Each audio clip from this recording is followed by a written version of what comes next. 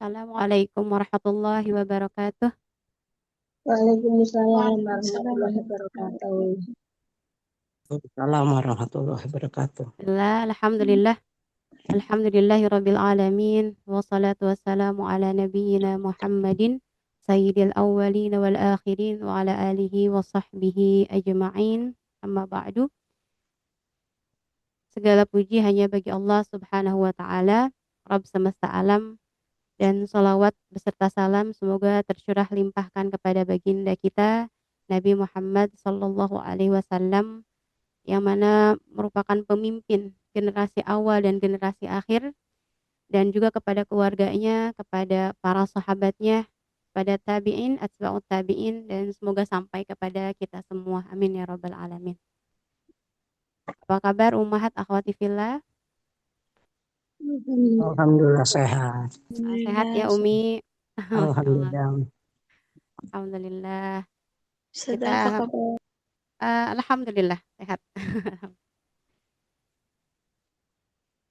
Baik, kita pagi ini insya Allah masih di Al-Buruj ya, bagian kedua.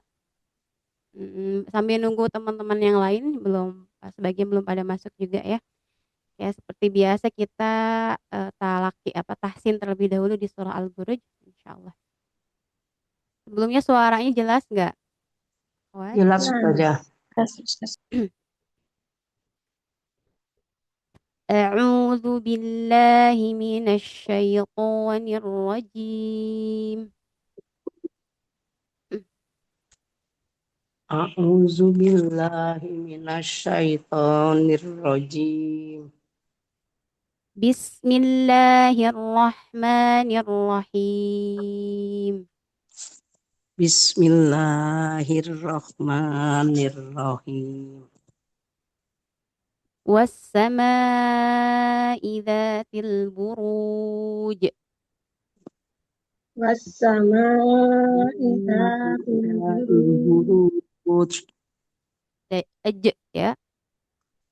Ja, ini ada qalqalah aj. Nah, karena hurufnya keras ya, jadi kayak memantulkan atau memukulkan barang yang keras ke yang keras, jadi mantul aj. Kalau kita kurang keras jadi kece, buruj. Nah, kalau dikencengin buruj, aja. Coba, aja, Aja. aja. Nah, Aja. huruf jim itu tempat keluarnya di tengah lidah. Ja, ja. Nah, coba rasakan. Ja, ada 3 hurufnya, ja, sya, ya. Nah, untuk huruf jim mantul ya. Wassama'i dzatil buruj. Ya. Wassama'i dzatil buruj. Insyaallah. Wal yaumil mau'ud. Wal yaumil maw'ud. Wa syahidin wa mashhud. Wa syahidin wa Wa mashhud. Qutila ashabul ukhdud. Qutila ashabul ukhdud. An-nari dzatil waqud. An-nari dzatil An-narizatil wa'ud. Idhum 'alaiha qu'ud.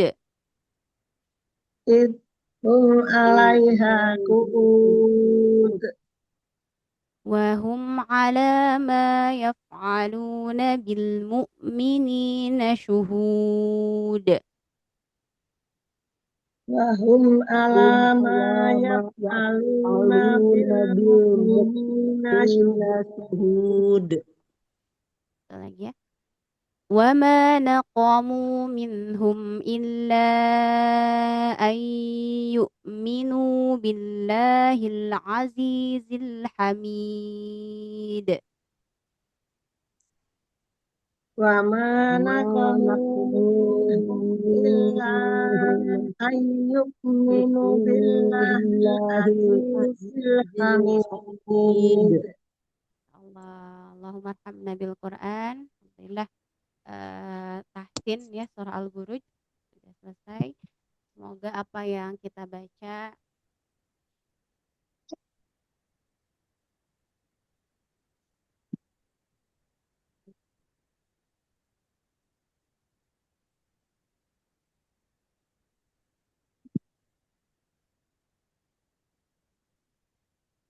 suaranya.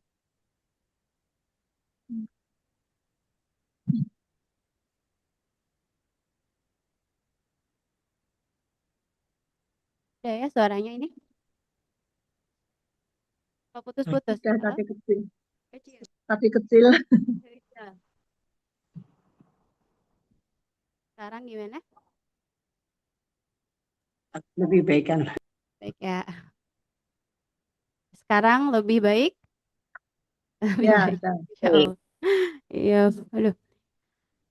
Ya, alhamdulillah sudah selesai ya kita tahsin dan semoga setiap huruf, bukan setiap ayat ya, Masya Allah setiap hurufnya Allah balas kebaikan menjadi 10 kali lipat kebaikan. Ya, jadi berapa kebaikan yang kita dapatkan silahkan dihitung ya setiap hurufnya. Amin ya Rabbal Alamin. Amin. Akhwati fillah, ummahati fillah, pekan kemarin kita sudah memulai ya tentang Muqaddimah Al-Buruj yang mana sababun nuzulnya itu adalah penghibur ya Masya Allah hiburan untuk para sahabat-sahabat Nabi ketika periode Mekah yang dijajah atau yang disiksa, diintimidasi oleh orang-orang kafir Quraisy, terutama kepada keluarga Ammar bin Yasir.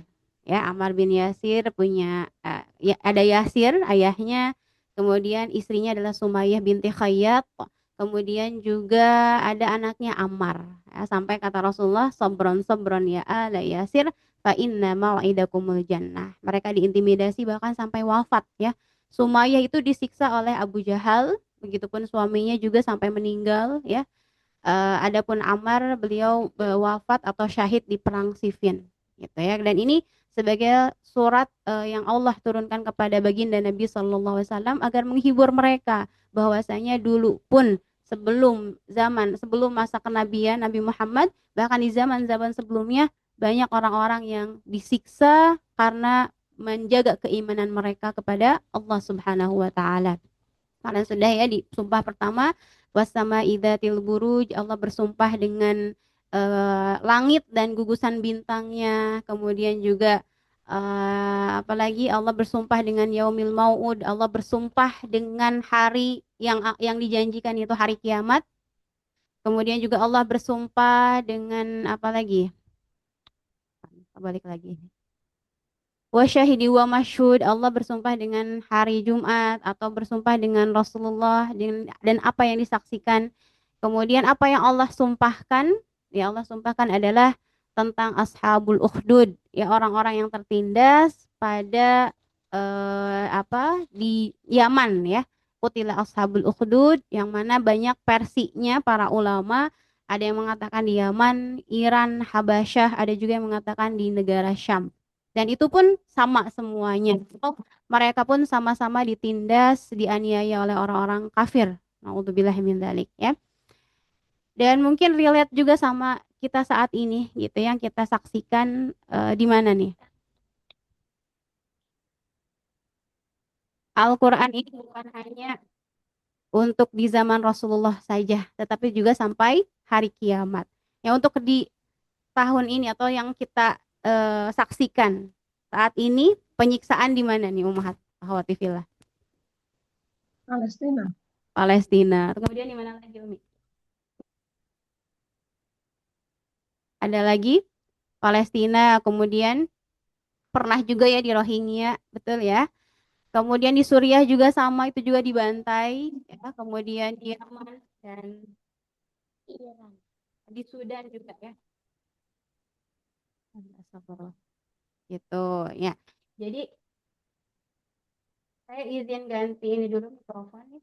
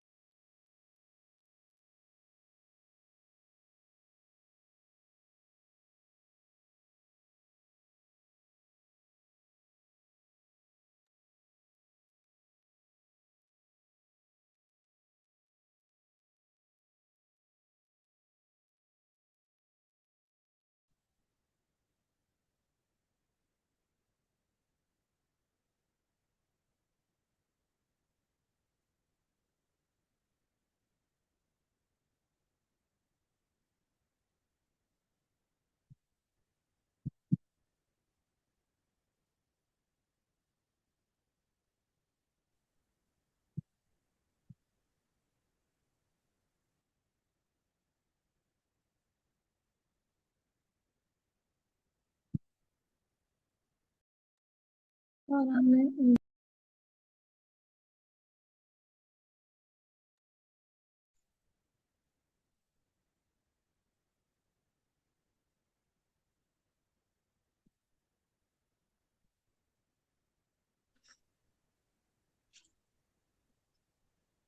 assalamualaikum.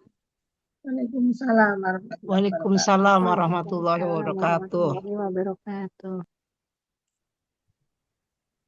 Ya, Alvan suaranya putus-putus, jadi ganti ini ya, ganti akun.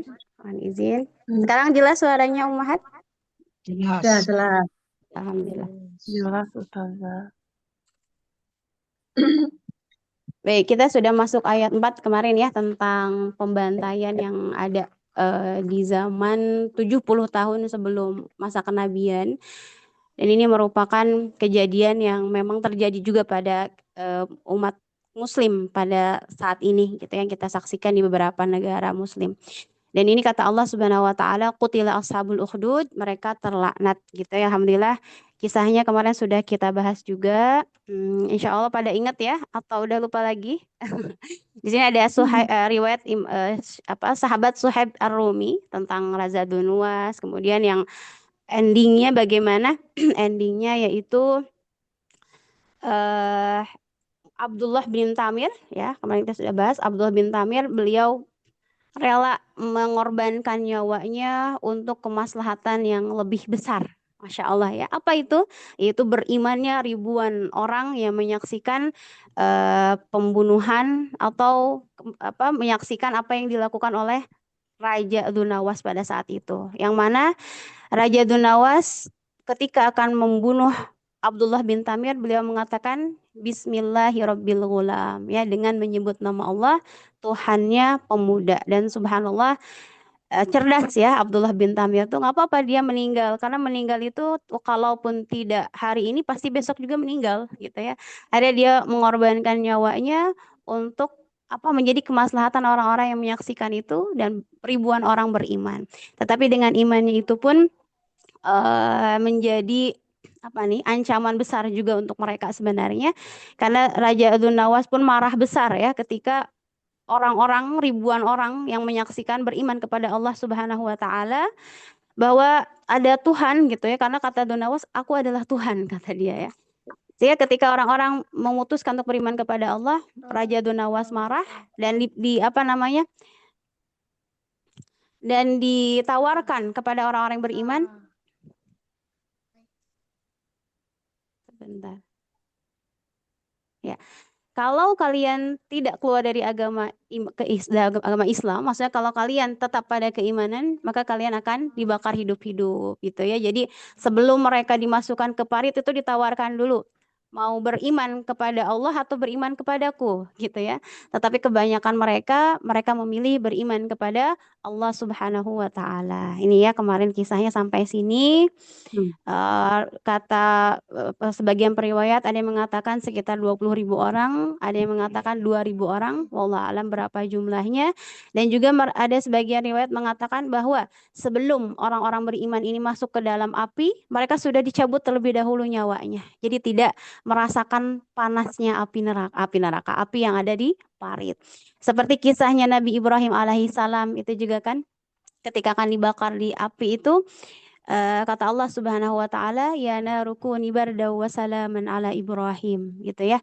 Wahai api, jadilah engkau dingin untuk Nabi Ibrahim alaihi salam. Ya Masya Allah. Dan ini pun kata para ulama bahwasanya orang-orang yang dibakar ini orang-orang beriman yang dibakar oleh Ashabul Ukhdud ini, mereka sudah dicabut terlebih dahulu nyawanya sehingga mereka tidak merasakan panasnya api.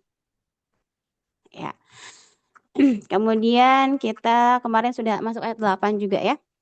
Wa ma naqamu minhum illa ayyuminu billahil azizil hamid. Ya, ini salah mereka tuh apa gitu kan. Kenapa mereka sampai dibakar hidup-hidup oleh Raja Dzunawas itu? Kata Allah Subhanahu wa taala, dan mereka tidak menyiksa orang-orang mukmin itu melainkan karena orang-orang mukmin itu beriman kepada Allah Subhanahu wa taala. Allah Al-Aziz yang Maha Perkasa juga Maha Terpuji. Jadi mereka nggak punya salah apa-apa gitu ya, hanya karena beriman kepada Allah Subhanahu wa taala. Kemudian dijelaskan oleh para ulama bahwa orang-orang mukmin itu di sini tidak mempunyai salah terhadap mereka kecuali hanya karena iman kepada Allah ya, dan tidak akan tersia-sia orang yang berlindung di bawah naungan Allah yang Maha Kuat, yang Maha Terpuji. Sekalipun misalkan kita lihat mereka dibakar hidup-hidup gitu ya, tetapi ketika saat itu pun ketika mereka beriman kepada Allah Subhanahu wa taala, Allah Maha menyaksikan gitu ya. Di sini sekalipun dia telah menakdirkan atas hamba-hambanya yang beriman itu berada di tangan kekuasaan orang-orang kafir yang memberlakukan terhadap mereka seperti apa yang disebutkan di ayat tersebut, maka Allah tetap Maha Perkasa lagi Maha Terpuji. Maka dalam ayat ini pun kita bisa melihat gitu ya, bahwa ketika orang-orang beriman disiksa, tidak mesti langsung langsung ada balasan dari Allah Subhanahu wa taala gitu kan. Karena mohon maaf ketika terjadi pembantaian atau penyiksaan orang-orang Palestina saat ini, tidak sedikit orang-orang yang berkata, ya Allah, bagaimana hamba-hambamu ini gitu kan. Kapan pertolongan datang? Subhanallah ya. Padahal sesungguhnya di sini pun ketika kita lihat pada kisah Ashabul Ukhdud, orang beriman ketika mereka dibakar pun Allah tidak langsung memberikan balasannya di dunia gitu ya, tidak langsung dibalas ketika itu pun. Jadi tidak mesti gitu balasan langsung berada di dunia. Walaupun sebagian kaum seperti Firaun dan kaum-kaum sebelumnya, mereka dibalas di dunia juga akan dibalas di alam akhirat gitu ya. Wa ma naqamu minhum illa ayyuminu billahil azizil hamid. Kemudian di ayat selanjutnya juga menjelaskan bahwa Allah itu memiliki sifat alladzi lahu mulkus samawati wal ard. Bahwa Allah lah yang mempunyai kerajaan langit dan bumi. Subhanallah ya. Jadi termasuk sifatnya Allah itu, Allah maha sempurna yang memiliki semua kerajaan, semua isi langit yang ada di langit dan yang di bumi adalah milik Allah Subhanahu wa taala. Bahkan seluruh isinya adalah milik Allah Subhanahu wa taala, ya. Wallahu ala kulli syai'in syahid. Kata Allah, Allah Maha menyaksikan segala sesuatu. Yakni kata para ulama tafsir, tiada sesuatu pun yang tidak kelihatan bagi Allah yang ada di langit dan di bumi, dan tiada sesuatu pun yang tersembunyi bagi Allah Subhanahu wa taala. Jadi walaupun mereka dibakar, Allah menyaksikan, bahkan para malaikatnya pun mencatat gitu ya. Tidak ada yang luput dari dari pantauan, dari pengawasan Allah Subhanahu wa taala. Kemudian lihat 10-nya, kata Allah Subhanahu wa taala, innalladzina fatanul mu'minina wal mu'minat. Sesungguhnya orang-orang yang mendatangkan cobaan, fatan itu fitnah, ujian kepada orang-orang mukmin, al-mu'minin wal mu'minat, dan orang-orang mukminah, mukmin perempuan, yaitu dengan apa? Yaitu membakar mereka, membakar orang-orang beriman. Subhanallah, dalam ayat ini kata Allah Subhanahu wa taala, "Tsumma lam yatubu falahum adzabu jahannam wa lahum adzabul hariq." Kemudian mereka tidak bertaubat. Nah, subhanallah, di ayat 10 ini Allah Subhanahu wa taala dengan maha kasih sayangnya gitu ya. Ketika kekasih-kekasihnya itu dibakar hidup-hidup, Allah masih memberikan kesempatan kepada orang-orang yang membakar tersebut agar mereka bertaubat kepada Allah. Gitu ya, subhanallah. Tsummalam yatubu, berarti di sini masih ada kesempatan. Kalau kalian bertaubat, kalian nggak bakal dapat siksa. Gitu ya. Innalladzina fatanul mu'minina wal mu'minat tsumma lam yatubu falahum adzabu jahannam wa lahum adzabul hariq. Maka bagi mereka adab jahanam dan bagi mereka adab neraka yang membakar. Jadi masih ada tawaran dari Allah. Kalau kalian taubat, kalian nggak bakal disiksa gitu ya. Tetapi sangat disayangkan sekali orang-orang yang membakar tadi, yaitu Raja Dzunawas dan para prajuritnya, mereka tetap tidak mau beriman, bahkan tidak mau bertaubat kepada Allah, sehingga mereka pun dijanjikan mendapatkan siksa Allah yang sangat pedih. Adzab jahannam walahum adzabul hariq. Sehingga di sini pun apa perbedaan adzab jahannam dan adzabul hariq? Ini sebenarnya sama-sama saja gitu ya. Siksaan neraka itu adalah siksaan yang membakar sama-sama. Tetapi Allah Subhanahu wa taala dua kali di sini adzab jahannam walahum adzabul hariq. Ini sebagai penegasan bagi orang-orang yang telah menyiksa orang-orang yang beriman dan mereka nggak mau bertaubat, mereka mendapatkan jahanam dan benar-benar mereka akan dibakar di dalam neraka gitu ya, subhanallah. Jadi di sini pun menjadi nasihat untuk kita gitu. Sebanyak apapun dosa kita, Allah itu maha baik ya, Allah maha menerima taubat hamba-hambanya, subhanallah. Ini ada sedikit kisah ya tentang sahabat mulia namanya Suhail bin Amr. Ya, sebelumnya ada yang udah kenal belum sama Suhail ibnu Amr? Yang kenal boleh acungkan tangannya.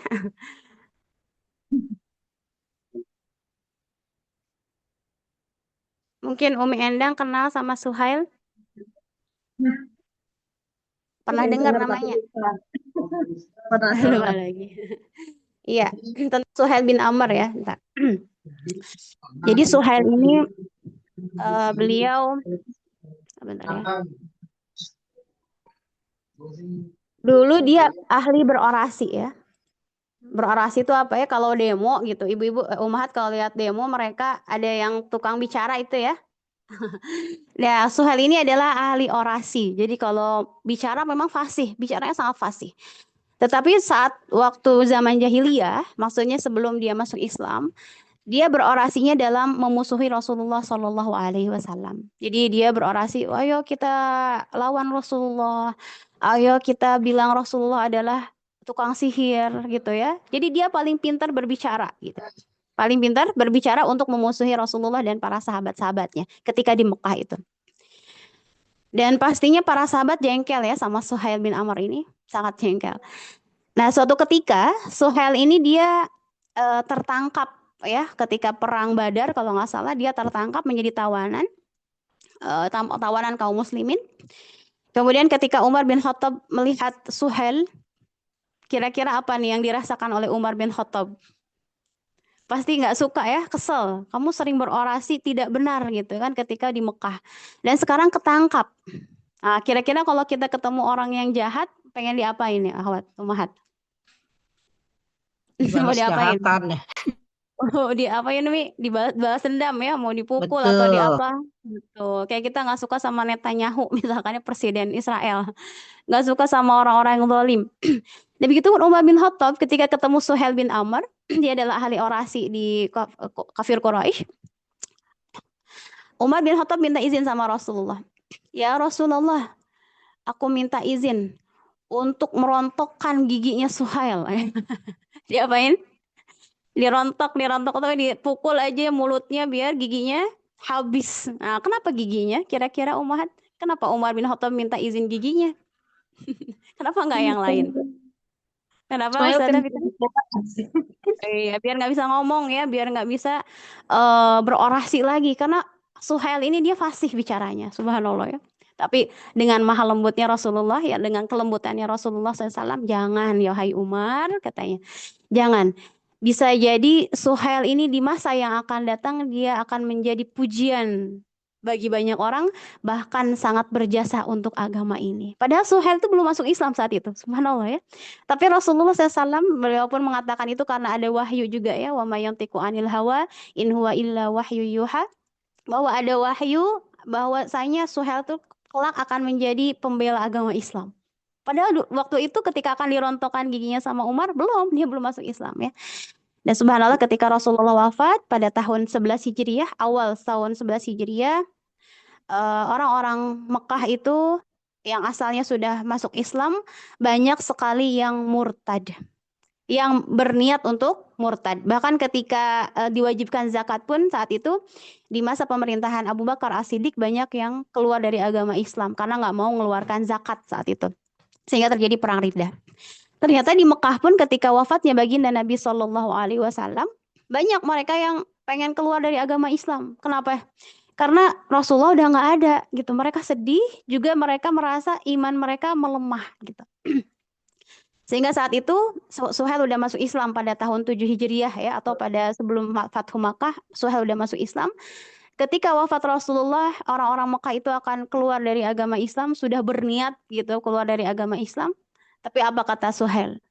Dia langsung berorasi, subhanallah. Dia naik ke puncak gunung, dia berkata, wahai ahlu Makkah gitu.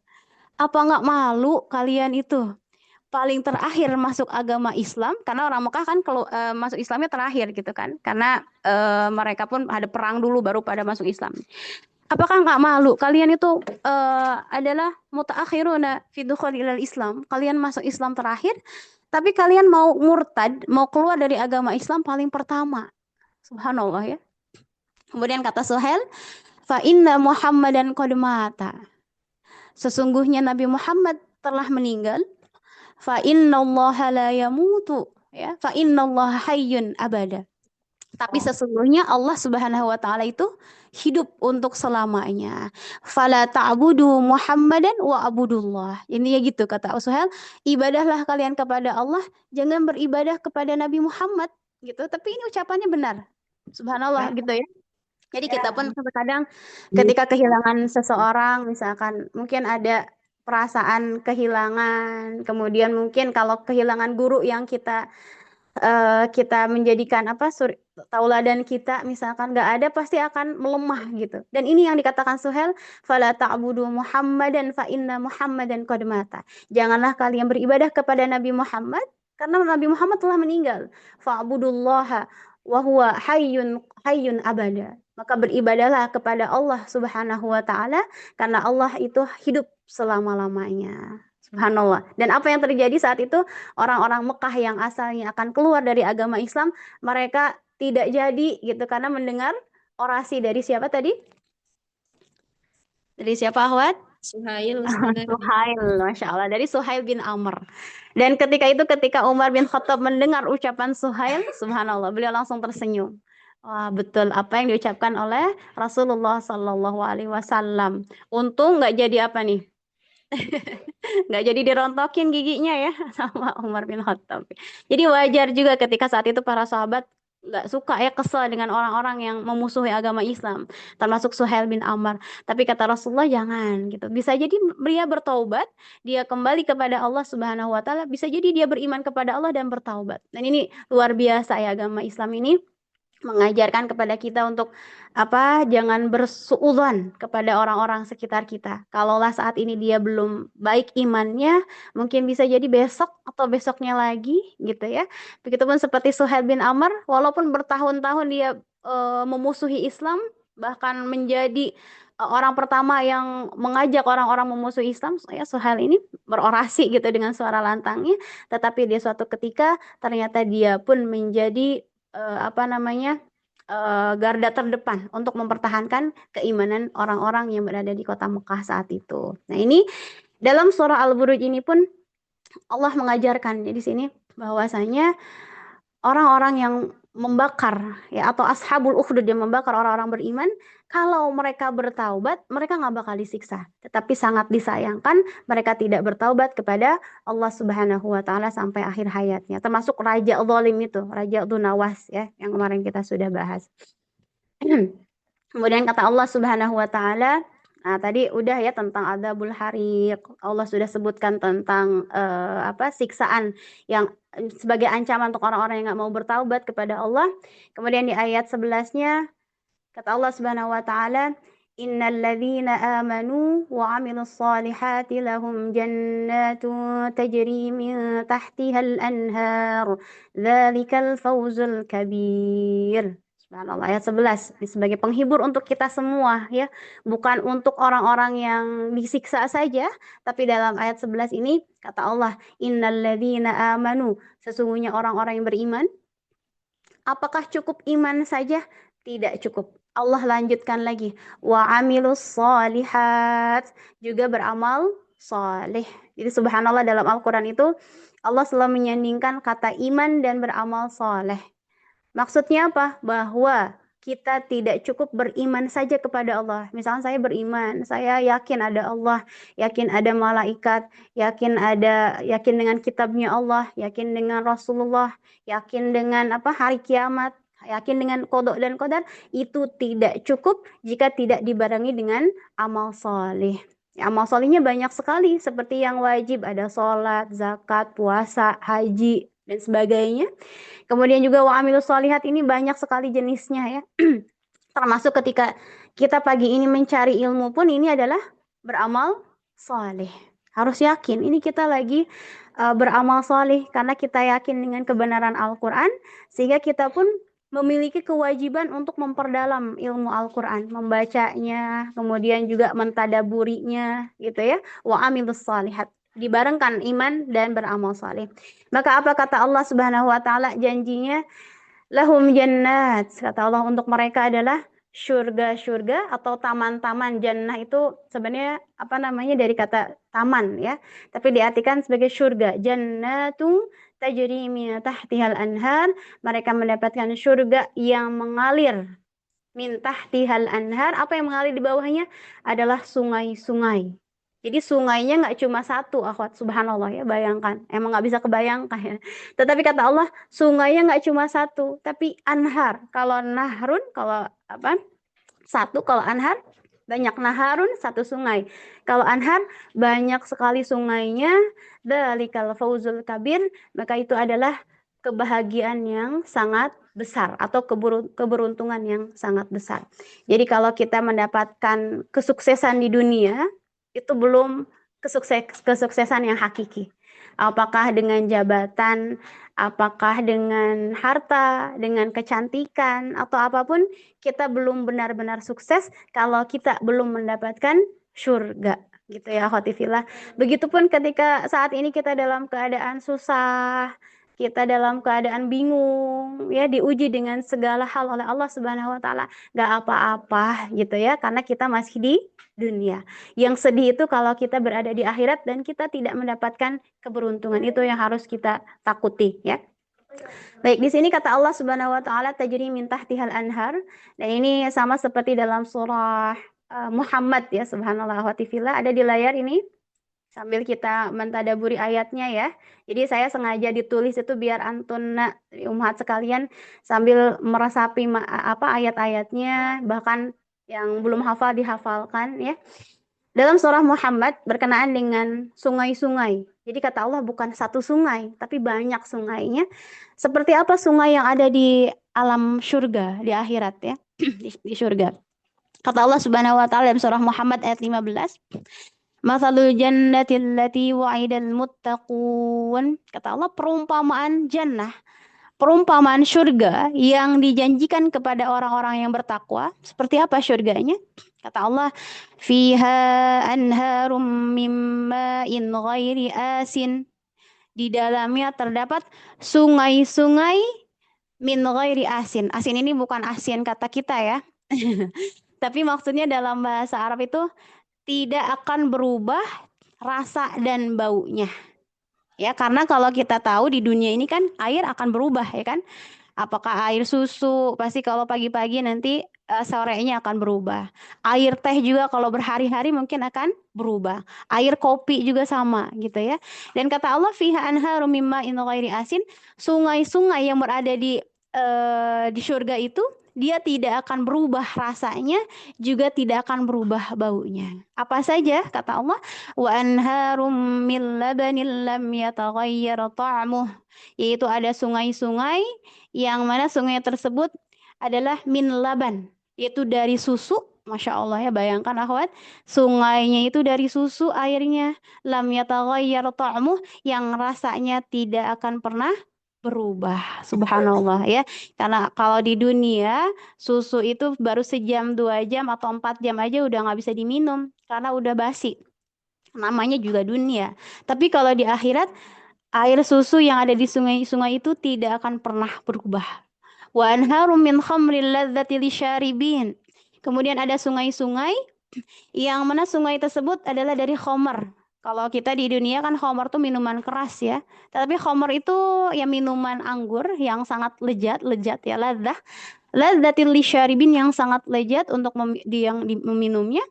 Kemudian tidak memabukkan. Berbeda dengan khamr yang ada di dunia. Khamr di dunia itu memabukkan, sehingga orang yang meminum tersebut dia akan kelayangan gitu ya. Kalaupun dia menjadi hilang bebannya, hanya sementara saja. Naudzubillahi min dzalik.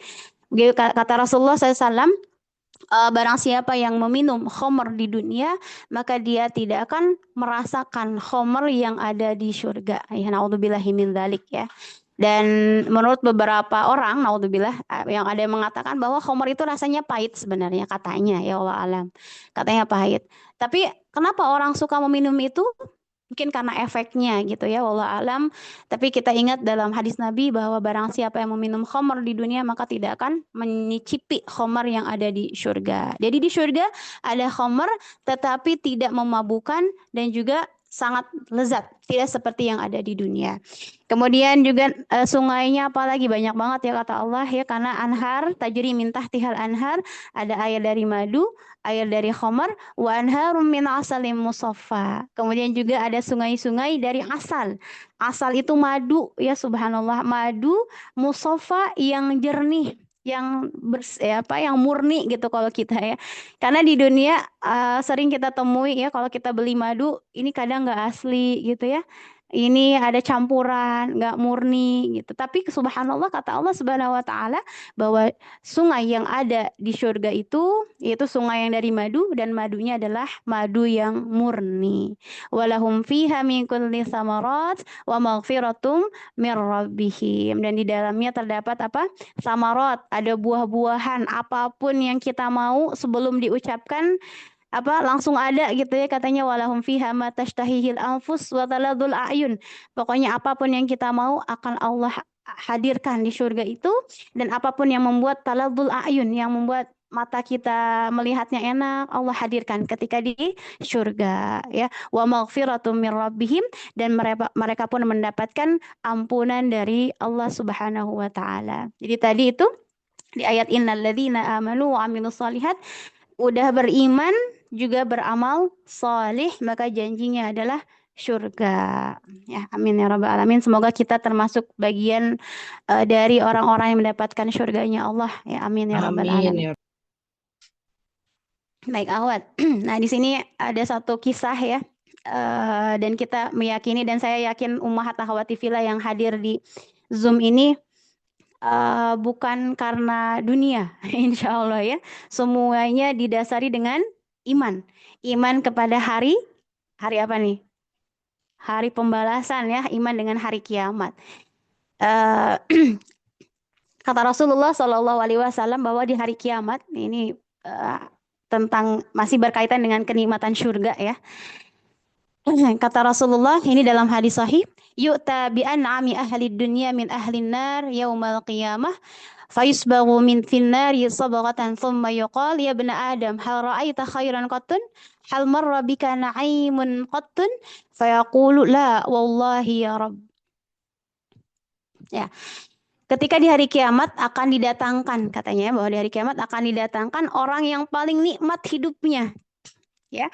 Ketika di dunia dia mendapatkan kenikmatan. Apa aja sih nikmatnya dunia? Mungkin dia kalau pengen makan apapun ada. Dia pengen pakaian yang mewah bisa. Dia pengen jalan-jalan kemanapun ada gitu, bisa terbang ya dengan pesawat, atau mau beli apapun. Pokoknya hidupnya nikmat banget ketika di dunia. Apapun yang dia inginkan selalu ada. Ya, bahkan mungkin nggak pernah nginjak kaki ya, nginjak tanah gitu ya, karena setiap dia berjalan pakai karpet merah mungkin ya. Di hari kiamat akan didatangkan orang yang ketika di dunia dan dapat nikmat banyak banget ya, dapat kenikmatan di alam dunia, segala yang dia mau ada. Kemudian apa di sini? Namun dia termasuk ahli neraka. Naudzubillahi min dzalik. Mungkin karena dia kafir ya, atau dia tidak beriman kepada Allah, atau dan wallahu alam seperti apa. Dia nikmat di dunia tetapi dia adalah penghuni neraka, maka pada hari kiamat lalu dicelupkan ya, soborotan, hanya dicelupkan sebentar aja ke dalam neraka, sekali celupan, celup gitu ya, lalu seperti apa? Kemudian diangkat lagi, dikatakan kepadanya, wahai anak Adam, Wahai anak Adam yang tadi nikmat banget di dunia, katanya. Apakah engkau pernah melihat kebaikan sama sekali? Kemudian dia mengatakan, tidak, demi Allah, wahai Robku. Coba akhwati fillah, di hadis yang pertama ini, Rasulullah mengabarkan bahwa di hari kiamat ada orang yang diberikan kenikmatan, kemudian dicelupkan sebentar aja ke neraka. Dia mengatakan, aku tidak pernah mendapatkan kebaikan sama sekali. Saking apa nih? Saking apanya, akhwati fillah? Kira-kira. Saking Nikmatnya. Saking panas ya. Sakitnya. iya, nikmatnya. Udah nikmat di dunia, tapi di ahli neraka dimasukkan ke dalam api neraka bentar aja, tapi dia ngerasa yang sudah dia lalui ketika di dunia nikmat itu udah lupa. Saking pedihnya, saking panasnya api neraka. Na'udzubillahi min dzalik, ya. Makanya ketika kita punya harta, jadikan harta itu adalah jalan untuk menuju Allah, ya. Kita punya apapun, kita punya ilmu, sampaikan agar ilmu tersebut menjadi jalan kita mendapatkan kebaikan dari Allah Subhanahu wa taala. Dan ini orang-orang yang mendapatkan kenikmatan di dunia dan dia dalam keadaan kafir, tidak beriman kepada Allah. Ketika dimasukkan ke neraka bentar aja dia mengatakan aku tidak mendapatkan kebaikan. Lupa gitu kebaikan yang dulu ada di dunia. Kemudian kita lihat orang yang kedua. Jadi ada dua orang ya, dua versi. Versi yang nikmat di dunia tapi ahli neraka. Ada versi kedua. Wa yu'ta, mana dia? Wa yu'ta bi asyaddin nasi bu'san fid dunya min ahlil jannah. Kemudian didatangkan juga di hari kiamat orang yang paling sengsara, ya, asyaddin nasi bu'san. Mungkin buat makan hari ini aja dia nggak ada gitu ya. Rumah juga mungkin nggak ada, atau pakaian juga mungkin dia cuma satu-satunya itu. Mau makan besok nggak tahu gitu. Pokoknya dia dalam keadaan sangat sengsara di dunia. Tetapi dia adalah ahli syurga. Mungkin karena dia beribadah dengan taat kepada Allah Subhanahu wa taala, dia cinta kepada Allah dan Rasul-Nya gitu ya. Dan apapun yang dia miliki menjadi jalan untuk mendekatkan diri kepada Allah Subhanahu wa taala, dan dia pun sabar. Dengan kesulitan ketika di dunia dia sabar. Dia menerima takdir dari Allah Subhanahu wa taala. Kemudian fayusbahu sabghatan. Ini juga sama Allah Subhanahu wa taala, dicelupkan bentar aja di mana? Fil jannati, di surga. Jadi ketika di hari peradilan Allah nanti, di hari hisab, ada yang dimasukkan ke neraka bentar doang, ada yang masukkan dulu ke dalam surga. Ini orang yang paling sulit hidupnya di dunia, tetapi ahli surga. Dia dicelupkan sebentar aja, ya. Dicelupkan ke dalam surga, kemudian fayuqalulah, ya bena Adam, hal ra'aita bu'san qattun? Apakah kamu pernah merasakan kesengsaraan? Subhanallah, ya, ditanya sama Allah. Kamu dulu di dunia pernah merasakan kesengsaraan? Tetapi ketika dia sudah dicelupkan ke dalam surga, dia mengatakan, la wallahi ya Rabb, nggak ada ya Allah. Aku tidak pernah merasakan kesulitan sama sekali. Coba akhwati fillah, bisa difahami dari ayat 1, hadis pertama dan hadis kedua, atau versi pertama dan versi kedua? Insya Allah ya. Jadi kenikmatan surga itu tiada tara gitu, subhanallah. Ketika orang sengsara banget di dunia, tapi dia ahli surga, dia udah ketika masuk surga, ya Allah, aku lupa kesengsaraan aku dulu di dunia, udah lupa gitu ya. Seperti gini contohnya akhwati fillah. Kita misalkan mau perjalanan ke tempat rekreasi ya. Kemana nih biasanya? Mau keluar negeri misalkan. Negeri yang paling indah di mana katanya? Swiss misalnya. Akhirnya masih jalan di Swiss misalkan. Kita perjalanan capek banget misalkan ya, dari Indonesia udah capek perjalanan, nyiapin bekal ini itu, capek banget di perjalanan, macet dan sebagainya. Tetapi ketika sudah sampai pada tempat tujuan, kira-kira lelah yang tadi walaupun capek masih diingat atau udah terbayarkan? Sudah terbayarkan. Masya Allah, sudah terbayarkan karena kita sudah melihat pemandangan yang indah. Kita udah melihat tujuan. Jadi kita nggak bakal ngobrolin lagi, kemarin aku capek, aku gini-gini. Ketika sudah melihat pemandangan yang indah banget, udah lupa. Dan ini yang terjadi ketika di hari kiamat. Coba lihat bagaimana keadaan dua orang ini. Ada yang nikmat banget di dunia, tetapi dia ahli neraka. Ketika dimasukkan ke neraka bentar aja, saking pedihnya siksaan neraka, dia mengatakan aku nggak pernah mendapatkan kebaikan sama sekali. Gitu ya. Tapi kata ahli surga yang walaupun dia sengsara di dunianya, ketika bentar aja dimasukin ke surga, secelup aja, dia mengatakan aku pun nggak pernah merasakan sengsara di alam dunia. Subhanallah. Jadi kita pengen yang mana nih? Pengen yang hidupnya bahagia di dunia akhirat? Pasti pengen yang ketiga ya. Ada yang bahagia di dunia tapi sengsara di akhirat, ada yang sengsara di dunia tapi bahagia di akhirat. Pengen yang ketiga kayaknya kita mah ya, pengen di dunia bahagia, di akhirat juga Bahagia. bahagia. Pengen dua-duanya, makanya nggak salah gitu ya sebenarnya ketika kita minta dua-duanya. Karena diajarkan juga doanya oleh Allah Subhanahu wa taala, itu dalam surah Al-Baqarah, Rabbana atina Dunia hasanah wa fil akhirati hasanah wa qina adzabannar. Kebaikan di dunia dan kebaikan di akhirat. Ini sebagai contoh saja gitu ya, bahwasanya ada yang dua versi seperti ini, tetapi tetap kebahagiaan hakiki adalah ketika kita bisa menginjakan kaki di surga. Jadi nggak apa-apa lelah ya ummahat fillah, akhwati fillah, lelah cari ilmu, lelah cari nafkah, mungkin membantu keluarga, ada juga yang lelah apa nih? Macam-macam ya. Semuanya pun kita niatkan karena Allah Subhanahu wa taala. Tadi tentang surga. Nah, sekarang ayat 12-nya tentang azab ya. Kata Allah, inna batsya rabbika lasyadid, bahwa sesungguhnya azab Tuhanmu benar-benar keras. Ya, adab Allah benar-benar keras. Yang tadi itu versi yang pertama, yang di dunianya bahagia tapi dia tidak beriman kepada Allah sehingga dia pun masuk ke dalam siksaan neraka, walaupun secelup dia udah lupa kebahagiaan yang dia rasakan di dunia. Karena apa? Batsya rabbika lasyadid. Sesungguhnya azab dan pembalasan Allah terhadap musuh-musuhnya, itu tadi juga ya tentang orang-orang ashabul ukhdud yang mereka memusuhi Allah, kemudian mereka mendustakan Rasulullah SAW, dan menentang perintahnya benar-benar keras, besar, lagi kuat. Mereka mendapatkan azab yang sangat pedih, karena sesungguhnya Allah memiliki kekuatan yang maha kokoh, yang segala sesuatu yang dikehendakinya, kun fayakun, pasti akan terjadi. Inna batsya rabbika lasyadid. Jadi ini pun tentang orang-orang yang di zaman siapa tadi? Karena ini tentang hiburan untuk Ammar bin Yasir ya saat itu, untuk orang-orang yang para sahabat Rasulullah Shallallahu Alaihi Wasallam. Tadi yang menyiksa keluarga Ammar bin Yasir atau keluarganya Yasir, siapa? Ada yang mencatat? Siapa? Abu Jahal ya. Abu Jahal yang menyiksa keluarga Ammar bin Yasir. Bahkan Sumayyah bin Khayyat meninggal di tangan siapa? Dibunuh oleh Abu Jahal.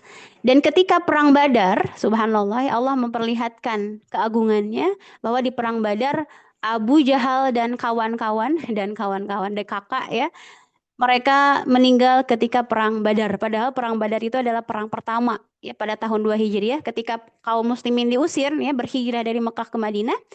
Pada tahun 2 Hijriah, pada bulan Ramadan, tanggal 17 Ramadan itu, perang Badar terjadi dan si Abu Jahal ini meninggal dengan kondisi yang sangat tragis ya. Matanya copot, hidungnya patah, pokoknya sangat mengerikan sekali. Dan dalam Al-Quran disebutkan bahwa yang membunuh Abu Jahal itu ketika perang itu adalah para malaikatnya Allah Subhanahu wa taala. Ya, sehingga di sini inna batsya rabbika lasyadid. Allah perlihatkan bahwa orang-orang yang menyiksa keluarga Ammar bin Yasir ini, mereka pun dalam keadaan tersiksa ketika di dunia juga gitu ya. Sehingga saat itu ada sekitar 28 orang yang meninggal, orang-orang kafir Quraisy, termasuk Abu Jahal, dan mereka adalah pembesar-pembesar Quraisy. Abu Jahal meninggal dengan 28 prajurit yang pembesar Quraisy, sehingga saat itu sama Rasulullah SAW, karena khawatir ya kalau tidak dikuburkan atau tidak dimasukkan pada suatu tempat, nanti akan membusuk dan bau yang tidak enak. Sehingga kata Rasulullah, masukkanlah Abu Jahal dan 28 prajurit pembesar Quraisy itu dimasukkan ke dalam sebuah sumur. Nah, ada yang pernah dengar kisah ini ya? Dimasukkan ke dalam sebuah sumur, kemudian ditutup dengan batu-batu agar tidak baunya tidak menyebar gitu ya. Dan dari kebiasaan Rasulullah Shallallahu Alaihi Wasallam, kalau sudah perang, apalagi sudah menang, ya Rasulullah tidak langsung pulang ke kota Madinah. Rasulullah menginap dulu. Diriwayatkan bahwa Rasulullah menginap sekitar 3 hari di tempat tersebut di Badar itu. Ya. Kemudian setelah 3 hari Rasulullah akan meninggalkan tempat tersebut di Badar. Rasulullah menghampiri tempat dikubur atau dilemparnya para jasad-jasad Abu Jahal. Kemudian Rasulullah mengatakan, kami telah mendapatkan qad wajadna ma wa'adana rabbuna haqqa. Kami telah mendapatkan apa yang telah Allah janjikan kepada kami dengan benar, yaitu kemenangan, ya kan, subhanallah ya. Allah memberikan kemenangan untuk para kaum muslimin dengan Rasulullah SAW.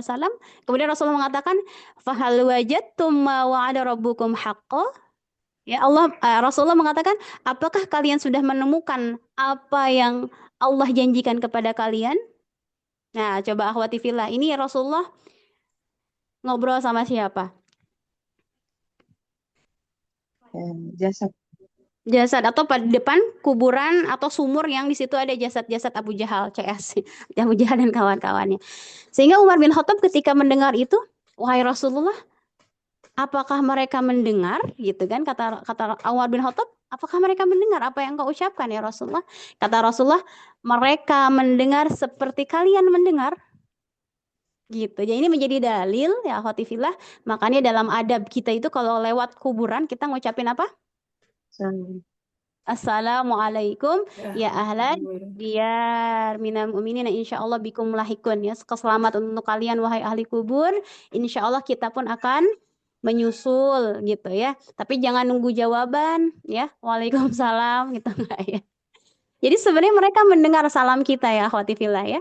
Mereka mendengar, fa innahum yasma'una kama tasma'un, kata Rasulullah. Sebenarnya mereka mendengar seperti kalian mendengar, cuman mereka tidak bisa menjawab gitu. Jadi saat itu pun Rasulullah mengatakan di sini inna batsya rabbika lasyadid, dan Allah memperlihatkan kepada kita pun ketika di perang kepada para sahabat Rasulullah SAW bahwa di perang Badar tersebut kafir Quraisy termasuk Abu Jahal yang dulu menyiksa keluarga Ammar bin Yasir pun mereka meninggal dalam keadaan sangat mengerikan gitu ya.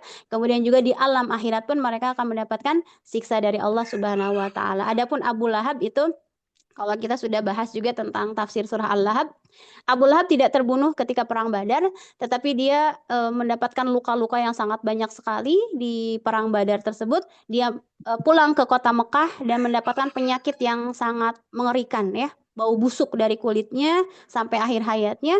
Bahkan ketika meninggal pun anak-anaknya nggak mau nguburin. Sehingga ini Abu Lahab itu jasadnya dilempar di satu tempat, kemudian dilempari batu agar baunya tidak menyengat. Dan subhanallah ya, di sini menunjukkan keagungan Allah Subhanahu wa taala bahwa pemakaman atau makam Abu Lahab itu sampai sekarang masih bau bangkai gitu ya. Dan ini menunjukkan inna batsya rabbika lasyadid, bahwa azab Tuhanmu benar-benar keras. Ada yang Allah perlihatkan di dunia seperti si Abu Jahal, Abu Lahab dan teman-temannya, tapi ada juga seperti Ashabul Ukhdud. Allah tunggu dulu taubat mereka, tetapi mereka nggak mau bertaubat dan tetap mereka pun mendapatkan adab ya, adabul harik, siksaan neraka atau api yang sangat membakar. Inna batsya rabbika lasyadid. Kemudian bagaimana siksaan neraka? Ini nggak terbayangkan ya, karena orang yang diberikan nikmat di dunia aja, dicelupkan sebentar aja ke neraka, dia udah bilang aku nggak mendapatkan nikmat sama sekali. Bagaimana yang ringannya? Ya udah, kalau yang yang syadidnya kita juga nggak kebayang. Tapi kata Rasulullah Sallallahu Alaihi Wasallam, beliau mengabarkan siksa neraka yang paling ringan adalah inna ahwana ahlin nari adaban yaumal qiyamah la rajulun yud'u fi ahmasi qadamai jamratani yughli minhuma dimaghuh. Sesungguhnya penghuni neraka yang paling ringan siksanya pada hari kiamat adalah seseorang yang diletakkan 2 bara api di bawah kedua telapak kakinya sehingga otaknya mendidih karenanya. Na'udzubillahi min dzalik. Ini paling ringan kata Rasulullah. Maka tidak terbayangkan bagaimana adab yang paling pedihnya gitu. Jadi jangan ada orang mengatakan nggak apa-apa ada di neraka juga cuma bentar, enggak gitu ya. Waqalu, apa tadi ayatnya pernah di orang-orang kafir mengatakan nggak apa-apa di neraka juga cuman bentar. Padahal kata Allah Subhanahu wa taala bahwa seharinya menurut Allah itu ka'alfi sanatin mimma ta'udun, seperti 1000 tahun yang kalian hitung gitu ya. Na'udzubillahi min dzalik. Jadi jangan menganggap remeh siksaan neraka. Kata Allah Subhanahu wa taala, innahu huwa yubdi'u wa yu'id, sesungguhnya dialah yang menciptakan makhluk dari permulaan dan menghidupkannya kembali. Jadi kita diciptakan oleh Allah yang asalnya nggak ada ya. Kemudian juga ketika di alam akhirat nanti akan dibangkitkan kembali, Allah yang menghidupkan kembali, itu mudah bagi Allah Subhanahu wa taala. Di sini pun kata para ulama tafsir bahwa dalam ayat ini menunjukkan kekuatan dan kekuasaan Allah yang maha sempurna, bisa menciptakan makhluk dan menghidupkannya kembali seperti semula tanpa ada yang dapat menghalanginya atau mencegahnya.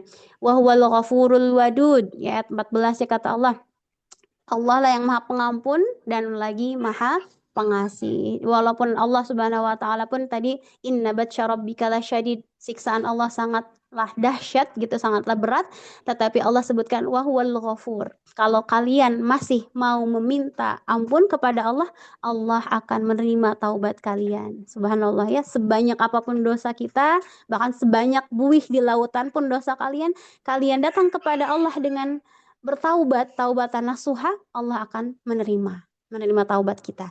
Dia pemberi ampun dosa yang orang bertaubat kepadanya. Jadi intinya harus bertaubat ya. Kalau nggak taubat ya nggak diampunin ya. Kemudian dan tunduk patuh kepada Allah betapapun besarnya dosa kita. Kemudian kata Ibnu Abbas, Al-Wadud artinya maha pengasih. Ayat 15-nya Dzul Arsy, Allah memiliki arash ya, yaitu yang memiliki arash yang besar lagi tinggi di atas semua makhluknya.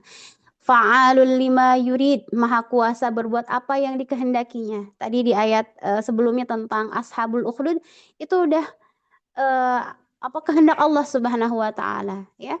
Apapun yang hendak dilakukan oleh Allah, tiada hambatan bagi keputusan Allah. Ketika Allah mengatakan kun fayakun ya. Kemudian ada riwayat dari Abu Bakar As-Siddiq ketika dikatakan kepadanya saat ia menjelang ajalnya, kata tabib atau kata dokter, apakah di sini apakah tabib telah memeriksamu? Kemudian Abu Bakar menjawab, ya. Mereka bertanya, apakah yang dikatakan olehnya? Abu Bakar mengatakan, dia berkata kepadaku, sesungguhnya aku maha kuasa berbuat apa yang kuhendaki. Maksudnya ketika Abu Bakar dalam keadaan sakit pun, ini adalah kehendak Allah Subhanahu wa taala. Fa'alul lima yurid. Apapun yang kita rasakan, apapun yang kita alami saat ini adalah atas kehendak Allah Subhanahu wa taala. Allah fa'alul lima yurid, maha kuasa berbuat apapun yang dikehendakinya, nggak bisa menghalang-halang ya. Kemudian hal ataka haditsul junud Fir'aun wa Samud. Kemudian di ayat 17 dan 18 Allah mengabarkan ya, mengulang kembali tentang kisahnya Fir'aun dan Samud. Sudahkah datang kepadamu berita tentang kaum Samud, kaum Fir'aun dan Samud ya. Kalau Samud kita udah bahas ya di surah Asy-Syams, boleh dilihat lagi. Itu kaum yang mana didatangkan Nabi Shalih alaihi salam. Kemudian juga tentang kaum Fir'aun, ini kisah yang paling panjang, yang sering disebut, yang banyak sekali dalam Al-Quran. Sampai kalau kita lihat itu dari juz 1 sampai juz 30, semuanya ada kisah Nabi Musa dan kisah Fir'aun ya. Coba dilihat apalagi di surah Al-Baqarah ya, Al-Baqarah, kemudian surah Asy-Syu'ara juga. Bagaimana keadaan mereka? Begitupun kaum Fir'aun dan kaum Samud, mereka pun sebelum meninggalnya pun mereka disiksa terlebih dahulu. Seperti Fir'aun, itu sebelum dia ditenggelamkan ya, dalam ayat lain bahwasanya Fir'aun pun mendapatkan siksa dulu dari Allah Subhanahu wa taala. Jadi nggak tiba-tiba tenggelamkan dan meninggal. Enggak ya, tetapi dia disiksa terlebih dahulu baru ditenggelamkan di Laut Merah. Begitupun kaum Samud, mereka yang ingkar, tidak mau beriman kepada Allah, bahkan juga tidak mau mengikuti ajaran yang dibawa oleh Nabi Shalih alaihi salam. Mereka pun disiksa dulu selama 3 hari 3 malam ya, subhanallah, mereka disiksa. Dan begitupun ketika di alam akhirat, mereka pun mendapatkan siksa yang lebih pedih dibandingkan dengan siksaan yang ada di dunia.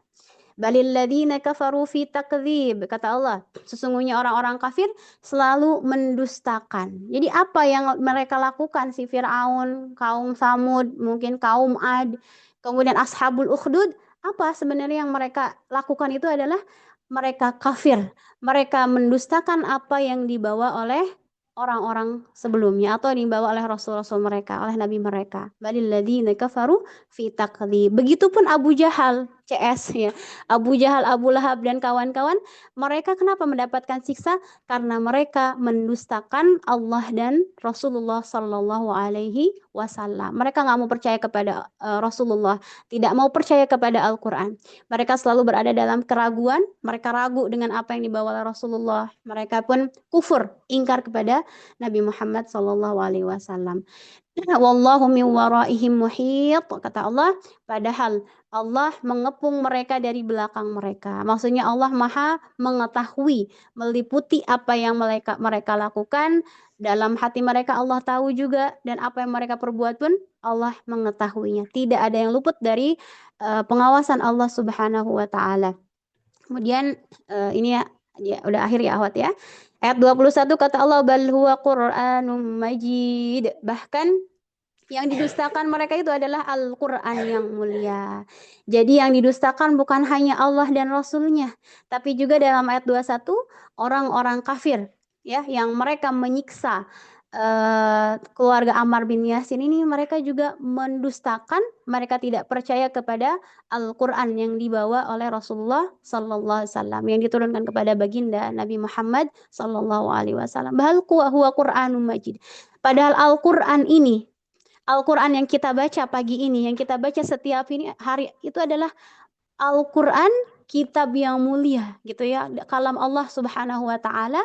Kemudian ayat terakhirnya fi lauhim mahfuz, yang mana Al-Quran itu tersimpan di lauhil mahfuz. Lauh artinya adalah papan, al-mahfuz yang terjaga. Ya, di sini Al-Quran itu di kalangan para malaikat, terjaga di kalangan para malaikat, terpelihara dari segala bentuk pengurangan, penambahan, perubahan, dan penyimpangan. Masya Allah ya. Yang kita pelajari pagi ini adalah kitab Allah Subhanahu wa taala yang terjaga dari masa ke masa sampai hari kiamat.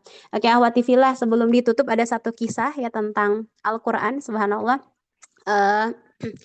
Nggak apa-apa lebih dikit nih, mungkin 5 menit. Ahwati fillah. Nggak apa-apa lewat dikit. Nggak apa-apa insya Allah. Ya, Bapak. Ini penutup aja ya, fil lauhim mahfuz. Dalam hadis diriwayatkan oleh Imam Baihaqi, dahulu di pemerintahan Khalifah Al-Ma'mun, beliau itu punya majelis ya, Khalifah Ma'mun punya majelis ilmu ya, Masya Allah, yang datang itu banyak sekali orang-orang. Dan ada satu orang yang sering datang ke majelisnya Khalifah Ma'mun ini, dia pakaiannya rapi, bersih, bicaranya fasih. Ternyata dia bukan orang mukmin, bukan orang Islam. Ketika ditanya, ternyata dia adalah agamanya Yahudi. Agamanya Yahudi, bajunya rapi, wangi, pakaian bicaranya pun bagus gitu, fasih. Dia sering hadir di majelis Khalifah Ma'mun. Akhirnya Khalifah Ma'mun bertanya, wahai pemuda, kenapa kamu nggak masuk Islam saja gitu ya? Kemudian kata laki-laki tersebut, tidak, aku akan tetap pada agamaku. Tapi dia suka datang ke majelis-majelis ilmu Khalifah Ma'mun. Ya udah gitu kan, la ikraha fiddin. Tidak ada paksaan dalam mengajak dalam beragama Islam, ya sudah gitu. Kalau tidak mau masuk Islam ya udah. Akhirnya berlalu udah beberapa tahun ya. Di tahun selanjutnya ada satu majelis. Khalifah Ma'mun melihat yang ngisi pengajian adalah kira-kira siapa, Ahwat? Pemuda Yahudi itu ya, pemuda Yahudi menjadi ustadznya, jadi syekhnya gitu ya. Akhirnya terheran-heran Khalifah Ma'mun. Wahai pemuda, kamu sudah masuk Islam? Sudah, wahai Khalifah, aku sudah masuk Islam. Kemudian dia menceritakan bagaimana kamu bisa masuk Islam, padahal ketika dulu aku ajak untuk masuk agama Islam, kamu nggak mau. Akhirnya pemuda Yahudi ini dia bilang, mantan Yahudi ya, mu'alaf ini, dia bilang gini, wahai Khalifah, aku sebenarnya sedang meneliti beberapa agama. Yaitu yang aku teliti adalah agama Yahudi, agama Nasrani, dan agama Islam. Suatu ketika, karena dia tulisannya bagus ya, subhanallah ya, laki tersebut dia tulisannya sangat rapih gitu. Suatu ketika aku punya inisiatif untuk mengetahui mana agama yang benar. Jadi ketika dia datang ke majelis Khalifah Ma'mun waktu dahulu, dia pun datang ke majelis-majelis Nasrani. Dia juga mendatangi majelis-majelis orang-orang Yahudi. Dia seperti itu setiap harinya. Kemudian dia bilang ketika itu aku punya ide gitu, gimana untuk mengetahui mana agama yang benar. Akhirnya ketika di agama Yahudi, saya menyalin kitab Taurah ya, kitab Taurah aku salin sampai tiga kali salinan dan tulisannya bagus gitu ya. Tetapi ada yang aku kurangi dan aku tambahkan. Ya, ada yang dikurangi, ada yang ditambah, ada yang dihapus juga ya, hukum-hukum yang ada di kitab Taurat itu. Akhirnya aku datang kepada ulama-ulama Yahudi ya, aku akan menjual buku ini karena kan kalau tulisan tangan dan rapih pasti banyak orang yang mau gitu ya. Dia datang ke para pemukanya, ini aku akan menjual kitab ini dengan bayaran yang mahal. Ya udah dibeli oleh orang-orang Yahudi tersebut 3 salinan kitabnya. Dan tidak ada yang komplain. Tidak ada yang komplain, wah bagus, tulisannya bagus, sudah. Akhirnya dia datang kepada, dan dia menulis kitab Injil, sekarang kitab Injil. Sama, dia juga menulis dengan tulisan yang sangat rapi, ada yang ditambah, ada yang dikurang.